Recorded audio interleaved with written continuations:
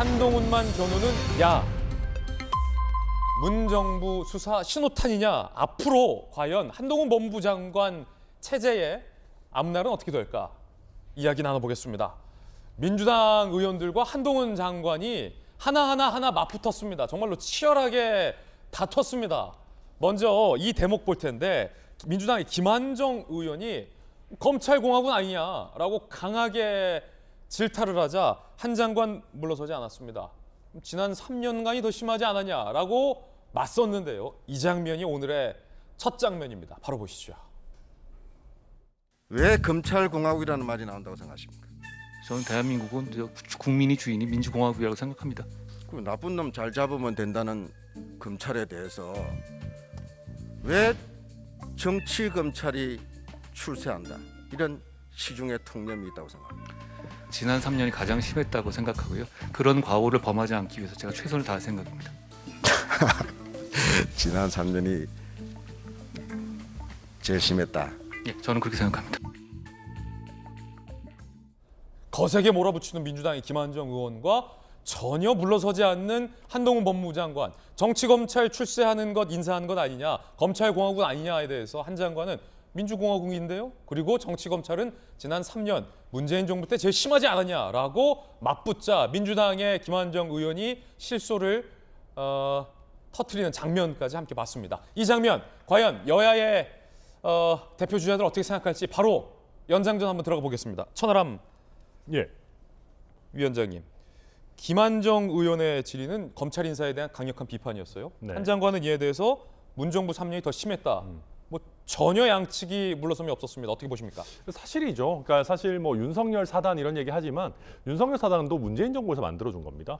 정권 초기에는 특수부 출신의 일 잘하는 수사 잘하는 검사들 쫙 만들어가지고 팀 쫙 짜주다가 그런데 이제 조국 전 장관 수사같이 살아있는 권력도 수사하기 시작하니까 이 사람들은 전부 다 지방으로 보내고 야, 안 되겠다. 실력 좋은 사람들 말고 말 잘 듣는 사람들 데리고 와라 해가지고 이제 조금 예전에 검찰 조직 내에서 별로 인정은 못 받지만 말 잘 듣는 사람들 위주로 고위직에 쫙쫙 갔던 거거든요. 그 와중에 예전에 민주당에서도 최고의 검사라고 칭했던 한동훈 장관은 좌천 보냈어요. 예. 그러다 보니까 이게 바로 정치 논리에 따라서 검찰 인사를 한 대표적인 경우거든요. 문재인 정부의 3년이 정치 논리로 검찰 인사를 한 대표적인 사례다. 그럼요. 한동훈 장관도 한 20년 검사로 근무했는데 한 장관이 지난 3년이 제일 심했다라고 할 정도면 우리 국민 여러분들께서도 문재인 정부의 그 검찰 길들이기가 얼마나 심했었나 저는 엿볼 수 있다고 생각합니다. 예, 정치 검찰 길들이기는 문재인 정부 3년이 제일 심했다. 네. 한 장관의 의견과 같이 하는 천하람 국민의힘 당협위원장의 의견이었습니다. 자, 그럼 민주당의 전용기 의원은 네. 어떻게 생각합니까? 동의하십니까? 동의합니다. 지난 3년이 정치검찰이 제일 심했다고 봅니다. 그 제일 심했기 때문에 한동훈 법무부 장관이 저 자리에 있는 겁니다. 그러니까 3년 동안 정치검찰이 있었고 뭐 말 잘 듣는 사람을 뭐 승진시키고 다 말 안 듣는 사람은 좌천시켰다고 이야기를 하셨는데요. 사실 지금 검찰 내부에서 인사와 관련돼서 말이 제일 많이 나오는 곳이 결국에는 다시 돌아가서 검찰입니다. 검찰 내부에서도 특수부 출신들만 승진을 시키고 원래 있던 고위직 공무원들은 하나같이 좌천을 시켰다라는 것이거든요. 그러니까 본인들 입맛에 맞는 사람만 승진을 시켰고 입맛에 맞지 않는 사람들은 한꺼번에 좌천을 시키니까 검찰 내부에서도 이거 문제가 있다라고 이야기가 나오는 것이다. 저는 그렇게 보고 있습니다. 예. 자, 지금 오늘 스튜디오 분위기도 상당히 좀 뜨겁습니다.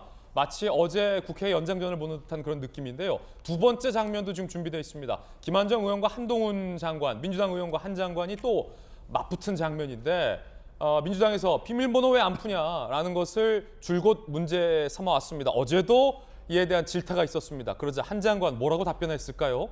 들어보십시오. 법무장관, 예. 한동훈 전 검사의 핸드폰 비번 문제는 어떻게 처리할 것입니까? 저는 부당한 수사를 받은 당사자고요. 거기에 대해서 법무장관으로서 이야기 묻습니다. 지금 법무부 장관으로도 당연히 헌법상 기본권이 이런 정치적 공격에 의해서 무력화돼서는 안 된다고 생각합니다. 정치적 공격이라고 이야기하면은 핸드폰 비번 풀 테면 풀어봐라. 핸드폰 파기하고 감추고 해도 된다는 이야기로 받아들여도 되겠습니까? 저뿐 아니라 과거에 이재명 전 지사도 비슷한 이재명 물고 들어가지 마세요. 그리고 이거는 모든 국민에게 보장되는 권리인 것입니다. 그러니까 지금 검찰공화국 법무부 장관 반대가 있는 거예요. 지금 비밀번호 안 푼 것과 관련해서 한 장관은 부당한 정치적인 압박에 대해서 자기 방어권이다라고 얘기하자 김한정 의원이 법무부 장관이 안 풀어도 되냐라고 재차 공격하자 이재명 후보도 과거에 비밀번호 안 풀었다라고 얘기하는 장면이었습니다. 자, 김재섭 위원장. 네. 그러자 김한정 의원이 이재명 물고 늘어지지 마세요라고 발끈을 했는데 아니 이재명 후보도 검찰에 비밀번호 협조 안 한 적이 있었어요? 아 그럼요. 그리고 또 유명한 그 말씀하신 적 있지 않습니까? 뭔가 수사가 될 것 같으면 핸드폰을 반드시 숨겨야 된다. 이런 이야기를 해가지고 사실은 논란이 됐었던 적도 있었는데 사실은 지금 한동훈 그 장관에 대한 민주당의 공격들을 보게 되면 이 아이폰 비밀번호 얘기가 사실 전가의 보도처럼 늘 공격을 하게 되거든요. 근데 그 아이폰 비밀번호라고 하는 것이 결국에는 수차례 무혐의가 나왔었고 최근에 친문 검사라고 불리시던 분들이 그 무혐의에 대해서 결재를 안 하고 계속 뭉겼다. 이런 비판들도 계속 있지 않았습니까? 예. 실제로 이 아이폰 비밀번호라 하는 것이 원래는 검찰의 영역입니다. 이게 말하자면 수사를 당하는 사람 입장에서는 자기부재금지의 원칙이라고 하는 헌법상의 기본권을 지키는 그런 차원이거든요.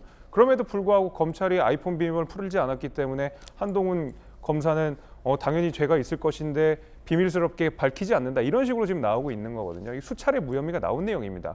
게다가 그 상대 기자 역시도 무혐의가 나온 거 아니겠습니까? 그 상대 기자의 핸드폰은 안 들여봤겠습니까? 검찰이 다 들여다봤고 한동훈 당시 이제 검사와 나눈 내용들이 검찰이 당연히 확인됐었을 겁니다.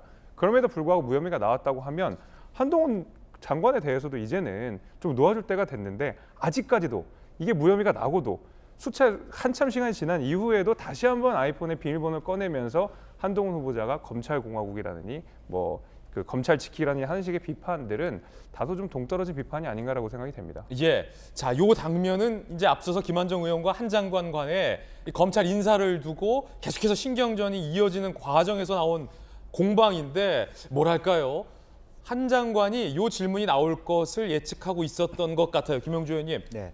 이재명 후보도 검찰의 핸드폰 번호 협조 안 하지 않았냐? 사실은 요 질문 앞에서 김한정 의원이 탁 막힌 듯한 장면이 보이기도 했거든요. 예. 이재명 물고 늘어지지 마세요. 예. 이미 선행학습 예습에 다 나와 있는 문제죠. 아, 이미 이건 다 예습에 나와 있는 예, 문제다. 지금 다 왜 저런 질문이 나왔고 그런 부분에 그 전에 그런 건데 오히려 역으로 보면은 법무부 장관은 지금 한 장관처럼 얘기해야 돼요. 오히려 검사로서 이 문제를 해결하는데 어떤 비밀번호를 안 풀어졌을 때 답답함이 없나 이렇게 물어보는 것이 오히려 더 순리였다고 생각해요. 만약에 예. 김영주 의원이 질의를 했다면 네. 검사로서 피의자가 비밀번호를 안 자꾸 안 했을 때 하면 수사에 장애가 있는 것이 답답한 적이 없나 그렇게 물어보는 것이 그나마도 더 낫고 법무부 장관은 그 사람이 검사든 대통령이든 피의자가 스스로 자기 방어권이 있다 이렇게 얘기할 수밖에 없잖아요. 이게 인권이고 이재명 후보도 그게 현재 방어권 체제이기 때문에 때문에. 비밀번호 협조 안 한 건 아니냐. 예, 그 둘 다 법을 아는 사람이 할 수 있는 태도고 그거는 당연한 권리다. 예. 그렇게 당연히 얘기하는 겁니다. 그래서 사실은 그 공간이 저는 더 문제라고 봅니다.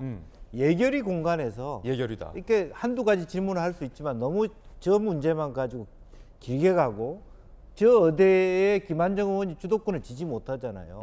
사실은 그런 부분들도 사실 국민이 어떻게 받느냐의 문제가 있는데 다만 한 장관이 너무 빨리 답을 해요.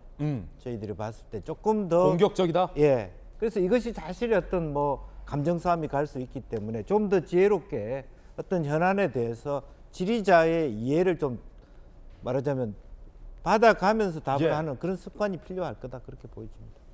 네, 저는 굉장히 부적절하게 봤습니다. 그러니까 윤석열 대통령께서는 협치를 이야기하고 있고 국회와의 의회주의를 이야기하고 있습니다. 근데 법무부 장관이 오히려 싸움을 걸고 있는 것이 아닌가. 그런 부분에 저는 굉장히 부적절했다라고 보고 있고요. 비밀번호 논란 같은 경우에도 비밀번호가 어떻게 보도에 보니까 20절 이상씩 됐다는 거 아닙니까? 그러니까 오히려 안 풀어주려고 마음을 먹었다라는 말이 있는 거고 저희는 저런 장면을 보면서 참 안타까운 생각이 더 들었던 게 뭐냐면 뭔가 자기가 잘못한 게 있는 것 같은 아이들이 보통 너 뭐 잘못했지 그러면 쟤도 잘못했어요라고 얘기하지 않습니까? 약간 그런 형태로 받아들일 수밖에 없는 상황인 겁니다. 그러니까 휴대폰 비밀번호를 풀었다면 무혐의 나올 것도 사실 수사가 더 진척이 됐을 건데 못 풀었기 때문에 수사가 진행이 안 됐고 무혐의를 받았다. 저희는 그렇게 보고 있는 것이기 때문에 문제 제기를 할 수밖에 없는 상황이다. 이렇게 말씀드리고 싶습니다. 예. 저는 천하람. 저 장면을 본 국민들께서 누가 싸움을 건다고 생각할까요? 한동훈 후보자 물론 본인의 논리를 충실하게 이야기합니다만은 김한정 의원이 소리치는 장면을 기억하시지 않을까요? 저는 요즘 같은 시대에는 한동훈 후보자처럼 본인의 의사를 명확하게 밝히면서도 정중한 태도를 취하는 것이 많은 국민들의 호응을 얻는다고 생각하고요. 그다음에 이 핸드폰 비밀번호 관련해서는 저는 민주당이 민주화 운동을 했던 당이 맞나라는 생각이 들어요. 민주화 운동 왜 했습니까? 인권을 지키자고 한 거 아니에요. 그러면 수사기관이 그 비밀번호를 풀 책임이 있는 거지. 국민들한테 아무리 그 사람이 공직자든 뭐 고위공무원이든 간에 너 무조건 네 비밀번호 털어내. 그 옛날에 독재시대 사고방식 아닙니까? 근데 이걸 가지고 한동훈 장관이 됐든 이재명 후보가 됐든 너 왜 비밀번호 안 알려줬어? 이거 굉장히 유치하고요. 60년대, 70년대 수준의 논쟁입니다. 이번 일을 계기로 저는 우리 국민들께서 우리가 수사기관에 협조하는 거는 뭐 선의인 거지 의무가 있지는 않다라는 거를 한번 학습하는 좋은 계기가 되지 않나 생각합니다. 굉장히 치열한 논쟁이 지금 현재 정치권에서 벌어지고 있고요.